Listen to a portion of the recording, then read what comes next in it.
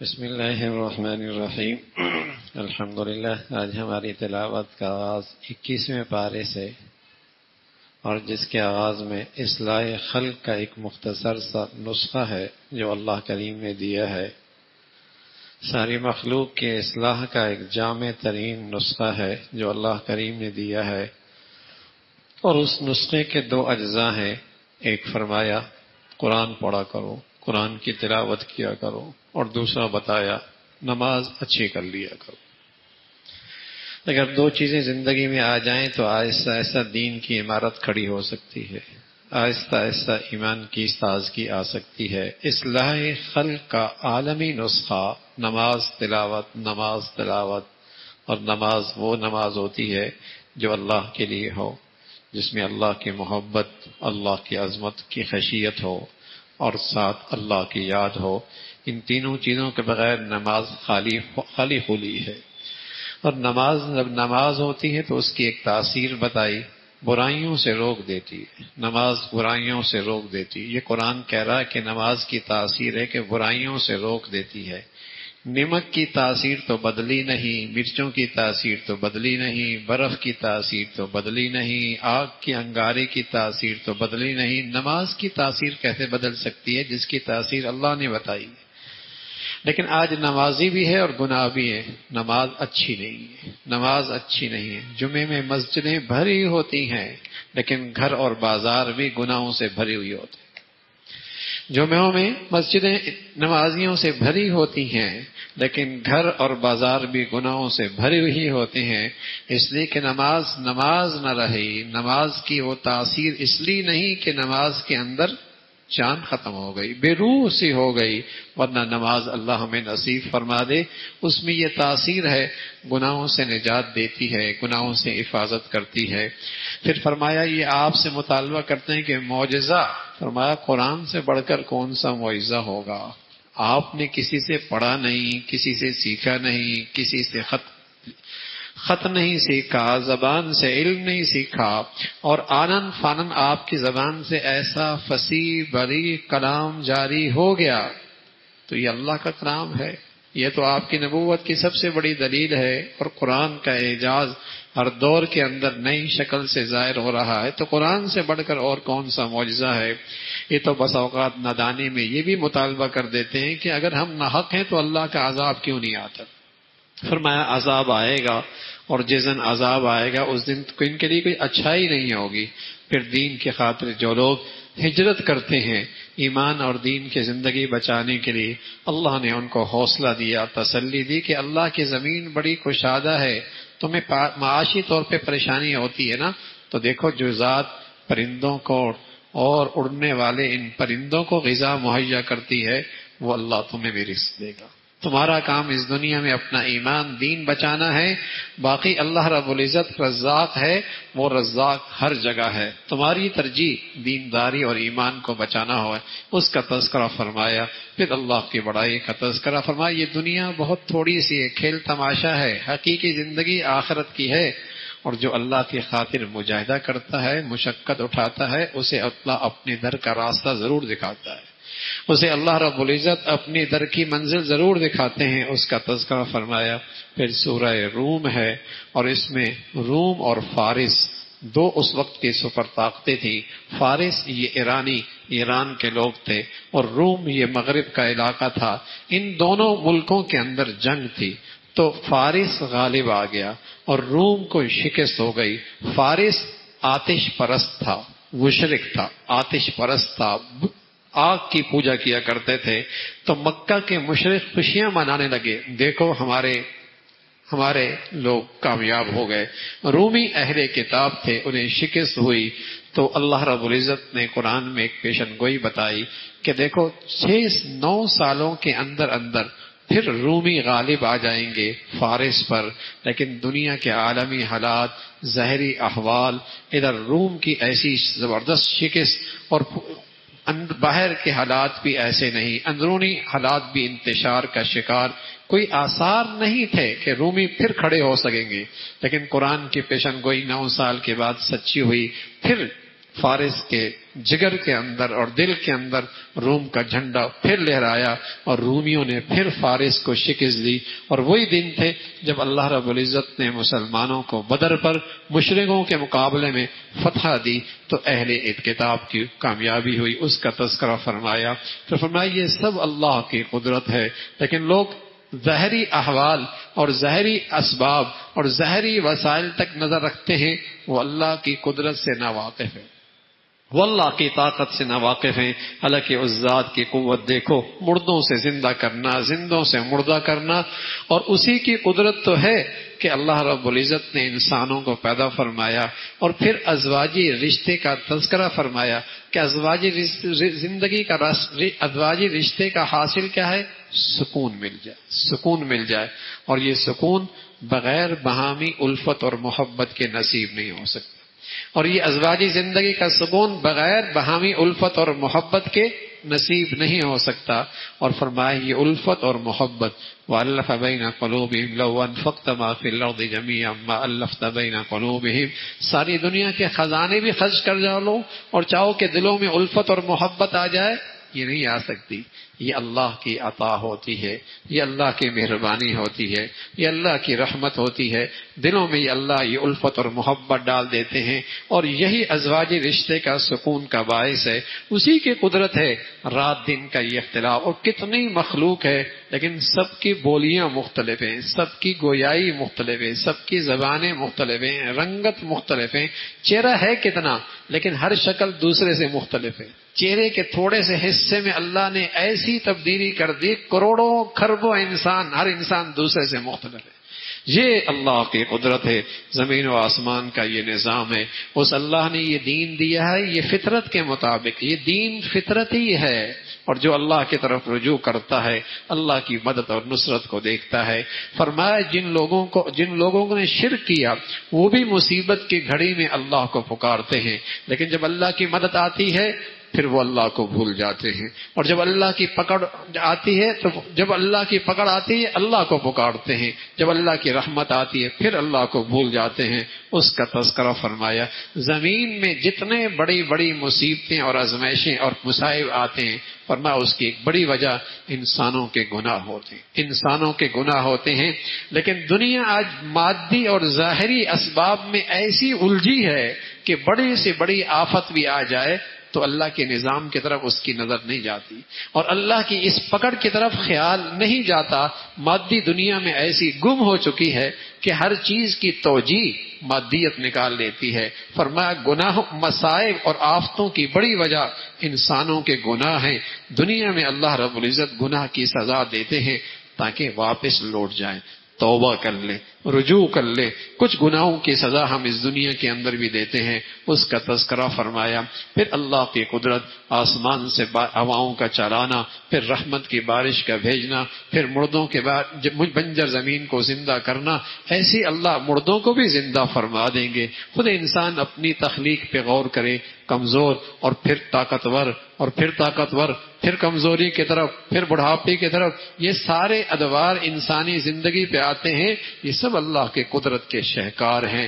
پھر سورہ لقمان ہے اور مذمت فرمائی، جسے کہیں کہ غنا کی اور موسیقی کی اور ان کے آلات کی. یہ زمانہ جاہلیت میں یہ لوگ اس کے کاروبار بھی کیا کرتے تھے اور اس میں بہت زیادہ مگن بھی رہتے تھے. اس کی مذمت فرمائی. پھر حضرت لقمان جن کو اللہ نے اعلیٰ درجے کی حکمت سے نوازا تھا، وہ اپنے بچے کی تربیت اور انہیں جو نصیحتیں فرمائیں اپنی اولاد کو، وہ نصیحتیں اللہ کو پسند اتنی آئیں کہ ان کو اللہ نے اپنی کتاب کا حصہ بنایا. اس کا تذکرہ فرمایا.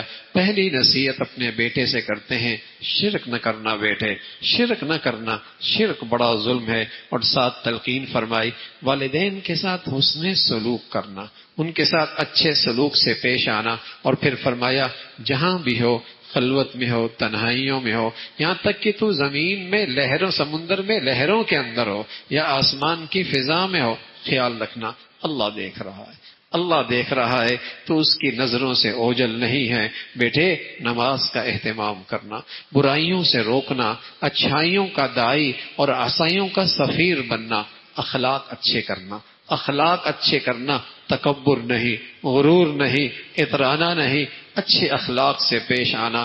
اور تکبر و غرور سے چلانا یہ کوئی خوبی نہیں ہے. فرمایا چلانے میں گدھا سب سے آگے ہے، اس کا تذکرہ فرمایا.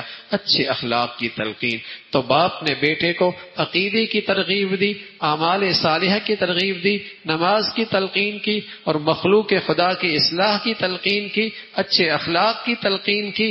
یہ وہ خطوط ہیں جس میں ایک سعادت مند باپ اپنے بیٹی کی تربیت کرتا ہے، اور پھر یہ اولادیں اس کے لیے عاقبت کے لحاظ سے بہت بڑا سرمایہ بنتی ہیں اور دنیا میں راحت اور سکون کا باعث بنتی ہیں. اس کا تذکرہ فرمایا. پھر اللہ کی قدرت، اللہ کی بڑائی. فرمایا اللہ کی تم شان کتنی بیان کرو گے. اللہ کی شان تو یہ ہے کہ زمین پہ لگے سارے درخت کے قلمیں بن جائیں، اور سارے سمندر اور دریا سیاہی بن جائے، اور ساری مخلوق لکھنے پہ آ جائے. مخلوق کی زندگیاں ختم ہو جائیں گی، اور یہ قلمیں گھسک کے ختم ہو جائیں گی، سیاہی ختم ہو جائے گی. اللہ کی شان نہیں ختم ہوگی. اس کی بڑائی اور اس کی شان تو یہ ہے. اس کا تذکرہ فرمایا. لوگوں ایک دن آنے والا ہے جہاں کوئی کسی کے کام نہیں آئے گا، جہاں کوئی کسی کا کام نہیں آئے گا، اور وہاں ہر شخص کو نیکی کا اجر اور برائی کی سزا کا واسطہ پڑے گا. قیامت کب آئے گی؟ اس کا علم اللہ کے پاس ہے. بچہ ہے بچی، اس کی وجہ کیا؟ اس کا علم اللہ کے. بارش کتنی ہوگی؟ اس کا علم اللہ کے پاس ہے. اور تمہاری موت کہاں آئے گی، کب آئے گی، اس کا علم اللہ کے پاس ہے. یہ علم اللہ کے پاس ہے، اللہ کے علاوہ کوئی نہیں جانتا. اور پھر سورہ سجدہ کا تذکرہ ہے. قرآن کی عظمت اور اللہ کی بڑائی، زمین و آسمان کا یہ نظام. لیکن جب موت آئے گی انسان اپنے اس منظر کو دیکھے گا تو تمنا کرے گا اے اللہ تھوڑی سی مہلت اور دے دے، تھوڑا سا موقع اور دے دے. لیکن وہ موقع جا چکا ہوگا. تو اللہ رب العزت نے وہاں کا منظرنامہ ذکر فرمایا کہ یہ وہاں کا جب خوفناک منظر دیکھے گا تو کہے گا اللہ مہلت دے دے، نیک بن جاؤں گا. میرے عزیزو آج اللہ نے مہلت دے دی ہے، کیوں نہ ہم نیک بن جائیں. آج اللہ نے مہلت دی ہوئی ہے نا، کیوں نہ مہلت دے دیں، کیوں نہ نیک بن جائیں. ایسا نہ ہو کہ پھر حسرت ہی رہ جائے، ایسا نہ ہو کہ پھر حسرت ہی رہ جائے. تو اللہ نے ان کا تذکرہ کر کے مجھے اور آپ کو نصیحت کی ہے کہ آج صحت ملی ہے، جوانی ملی ہے، زندگی ملی ہے، خوشحالی ملی ہے. ارے ان نعمتوں سے وہ کر لو، کل افسوس نہ رہے، کل شرمندگی نہ ہو، کل حسرت نہ ہو. پھر اللہ رب العزت نے تہجد گزاروں کی خوبیوں کا تذکرہ فرمایا، اور پھر اللہ نے اپنے مقبول بندوں کی شان ذکر فرمائی. فرمایا کل کی زندگی کے لیے ہم نے ان کا لیے اتنا کچھ تیار کر رکھا ہے کہ بس یہ کہتے ہیں کہ ان کی آنکھیں ٹھنڈی ہو جائیں گی، ان کی آنکھیں ٹھنڈی ہو جائیں گی. حجبت الجنت بالمکارہ وحجبت النار بالشہوات. اللہ کے نبی فرمان لگے ٹھیک ہے جنت ہے بہت بڑھیا، لیکن کچھ ناگواریوں کے پردے کے پیچھے چھپی ہوئی ہے. جہنم ہے بڑی خوفناک، لیکن کچھ مزوں کے پیچھے چھپی ہوئی ہے، کچھ مزوں کے پیچھے چھپی ہوئی ہے. جب گناہوں کے مزوں میں جاؤ گے پیچھے جہنم ہے، اور دنیا میں جہنم کی آگ بے سکونی کی شکل میں ہے. اگر جنت کے راستے میں جاؤ گے کچھ ناگواری ہوگی، لیکن تمہارا دل سکون پائے گا اور جنت کی زندگی تمہیں نصیب ہوگی. اس کا تذکرہ فرمایا. پھر سورہ احزاب کا تذکرہ ہے. ابتدا میں اللہ کے نبی کو تلقین فرمائی مشرکوں کی کہنا نہ ماننا، ان کی اطاعت نہ کرنا. یہ تلقین اس امت کو بھی ہے، اس امت کو تلقین ہے اپنی نبی کے واسطے سے. کبھی بھی کفار کی اطاعت اور فرما برداری نہ کرنا، اللہ کی ذات پہ بھروسہ کرنا. پھر کفار کے مشرکین میں کچھ غلط رواج تھے. وہ کہتے تھے سینے میں دو دل ہیں، فرمایا دل ایک ہی ہے. پھر ایک رواج یہ بھی تھا کہ اگر اپنی بیوی سے یہ کہہ دیا کہ تو میرے لیے میری ماں کی پشت کی طرح ہے، تو ان کے ہاں یہ نظریہ تھا کہ ہمیشہ کے لیے بیوی حرام ہو جاتی تھی، اس کی بھی تردید فرما دی. تیسری بات ان کے ہاں یہ بات تھی کہ وہ غیروں کے بیٹوں کو جب اپنا بیٹا منہ بولا بیٹا بناتے تو اس کو یوں سمجھتے کہ جیسے حقیقی بیٹا ہوتا ہے، اور حقیقی بیٹی کی طرح اس کے لیے سارے مسائل ہوتے. فرمایا نانا اگر کسی کا بچہ پالتے ہو اور کسی کے بیٹے کو اپنے پاس رکھتے ہو تو ہمیشہ اپنے اصلی باپ ہی کی طرف منسوب ہوگا، اس کی نسبت اصلی باپ ہی کی طرف ہوگی، اس کا تذکرہ فرمایا۔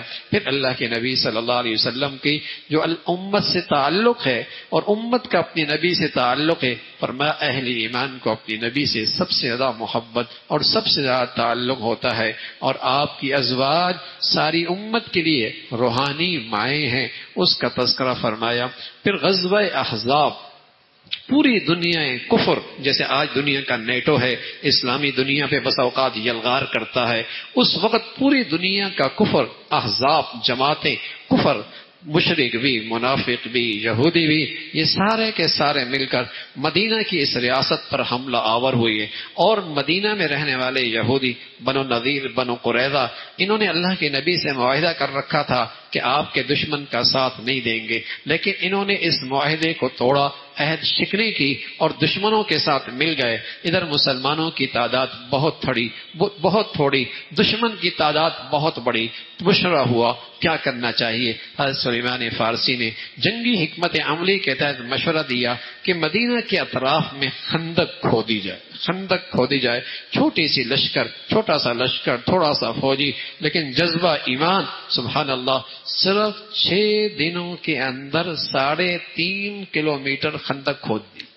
6 دنوں کے اندر 3.5 کلومیٹر خندق کھود دی، اور خندق کھودنے کے بعد ادھر مدینہ کے اس طرف، ادھر لشکر، انہوں نے وہاں پڑاؤ ڈالا۔ ادھر ظاہر ہے ادھر حالات ایسے ہیں کہ بڑے مشکل حالات ہیں، لیکن سارے کے سارے اس آزمائش میں اللہ کی طرف متوجہ ہیں۔ کئی دن اسی حال میں گزر گئے، خود اللہ کے نبی صلی اللہ علیہ وسلم خندق کھودنے میں اپنے ساتھیوں کے ساتھ شریک تھے۔ ایک بہت بھاری چٹان نہیں ٹوٹ رہی تھی، آپ خود آگے بڑھے، اس چٹان پہ آپ نے چوٹ ماری، اس میں آگ سی روشنی سی نکلی، آپ نے فرمایا مجھے یمن کے محلات نظر آ رہے ہیں، اور پھر چوٹ ماری، پھر اس میں روشنی نکلی، مجھے کسرا کے محلات نظر آ رہے ہیں، اور آپ نے فرمایا تم ان علاقوں میں فاتح بن کے جاؤ گے۔ منافقین یہ بات سنی، مذاق اڑایا، ارے ابھی جان کے لالے پڑی ہوئی ہیں، کھانے کے لیے ہے کچھ نہیں، پیٹ پہ پتھر باندھی ہوئی ہیں، خواب دیکھ رہے ہیں یمن کے محلات کے اور فارس کے، جیسے کہیں کہ سلطنت کے، لیکن انہیں کیا پتا، کہنے والا محمد الرسول، کہنے والا اللہ کا نبی ہے۔ پھر یمن بھی گئے، پھر کسرا بھی گئے، اور پھر روم پر بھی غالب ہوئے، اور اللہ کے نبی کے سچے غلام جدھر قدم اٹھاتے ہیں فتوحات کے جھنڈے لہراتے ہیں۔ اور ان کی سب سے بڑی خوبی تھی اپنی نبی کی بات پر اعتماد، اور اپنی نبی کی زندگی سے 1 انچ بھی دستبردار ہونے کے لیے تیار نہیں۔ ان کا سب سے بڑا اسلحہ اور ان کی سب سے بڑی طاقت یہ تھی کہ اپنی نبی کے پیغام پر یقین، اعتماد، اور نبی کی زندگی سے 1 انچ بھی دستبردار نہیں ہوئے، اس کا تذکرہ فرمایا۔ پھر یہ غزوہ احزاب کے موقع پہ خندق، ادھر دشمن، کئی دن گزرے، اللہ کی شان، پھر تند و تیز ہوائیں چلی اور ان کے خیمے اکھڑ گئے، دیگیں اڑ گئیں، ان کا سارا نظام درم برم ہو گیا، اور وہ یوں رسوا ہو کر وہاں سے بھاگے، اس کا تذکرہ فرمایا۔ اللہ نے مسلمانوں کو عزت بخشی، فتح بخشی، کامیابی بخشی۔ ادھر غزوہ، اس موقع پہ فرمایا یہ ہے نبی کی زندگی، یہ ہے نبی کی زندگی، تمہارے لیے نبی کی زندگی میں نمونہ ہے، کس طریقے سے اپنے اللہ کے دین کی خاطر پیٹ پہ پتھر باندھے اپنے آپ کو پیش کیا، اور اپنے آپ کو ہر خطرات کے لیے اپنے آپ کو آگے رکھا۔ تمہارے لیے یہ نبی کی زندگی میں نمونہ ہے۔ تم مسلمانوں آج اللہ کے دین کے لیے کیا کر رہے ہو؟ آج اللہ کے دین کے لیے کیا کر رہے ہو؟ دکان میری، گھر میرا، فیکٹری میری، کارخانہ میرا، اس کا نفع خوشی ہوتی ہے، نقصان غم ہوتا ہے۔ ارے دین کس کا ہے؟ دین بھی تو میرا ہے، اسلام بھی تو میرا ہے۔ اب ہر چیز میری، گھر میرا، فیکٹری میری، کارخانہ میرا، پیسہ میرا، اولاد میری، یہ سب میری۔ ہاں، اسلام کس کا ہے؟ اسلام بھی تو میرا ہے۔ اس کی کمی اور کمزوری پر میرا دل دکھے اور اس کو فتوحات ملے تو میرے اندر کے اندر فرحت اور خوشی ہو، اس لیے کہ اسلام میرا ہے۔ تو مسلمان اسلام کے لیے بھی بہت کچھ کیا کرتا تھا۔ نبی کی زندگی میں تمہارے لیے نمونہ ہے۔ جب سارا دنیا کا کفر مدینہ کی ریاست پہ امڑ آیا تو قرآن کہتا ہے ایمان والے یہ منظر دیکھ کر گھبرائے نہیں، خوف زدہ نہیں ہوئے، بزدلی نہیں دکھائی، بلکہ مسلمانوں کا ایمان اور بڑھ گیا، مسلمانوں کا ایمان اور بڑھ گیا۔ اور اس لیے بڑھا، کہنے لگے اللہ کا وعدہ سچا ہے، جب تم سچائی پہ چلو گے کفر تمہارے خلاف اکٹھا ہو جائے گا، جب تم سچائی پہ کھڑے ہو جاؤ گے کفر تمہارے خلاف اکٹھا ہو جائے گا۔ نبی کی بات سچی ہے، ان کا ایمان بڑھ گیا۔ اور اس موقع پہ اللہ رب العزت نے تعریف فرمائی، کچھ لوگوں نے اللہ کی خاطر جان دے کر اپنی نظر پوری کر لی۔ کون سی نظر؟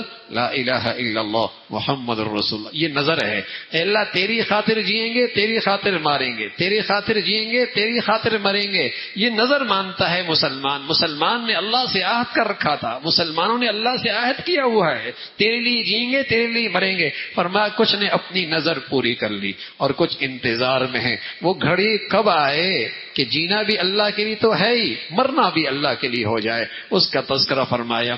پھر ان کے قلعوں کا، یہودی اپنے قلعوں میں محصور ہو گئے، مسلمانوں نے ان کا حصار کر لیا۔ اور پھر آخر حضرت سعد نے ان کے لیے جب آپس میں اترے اور انہوں نے کہا جو سعد فیصلہ کریں گے وہ ہمیں منظور ہے۔ سعد ان کے قبیلے کے تھے، وہ سمجھے شاید سعد رعایت کریں گے، لیکن سعد میں تو اسلامی غیرت موجود تھی۔ فرمائے جتنے یہودی مرد ہیں انہیں قتل کر دو، اس کا تذکرہ فرمایا۔ پھر اللہ رب العزت نے بغیر جنگ کے وہاں کی اللہ رب العزت نے غنیمت عطا فرما دی۔ تو یوں اللہ رب العزت نے اس موقع پہ مسلمانوں کو فتح اور کامیابی عطا فرمائی۔ آخر میں حضور علیہ الصلوۃ والسلام کے گھرانے کا ایک واقعہ ہے، انشاءاللہ وہ کل کے انشاءاللہ سپارے کے ساتھ عرض کروں گا۔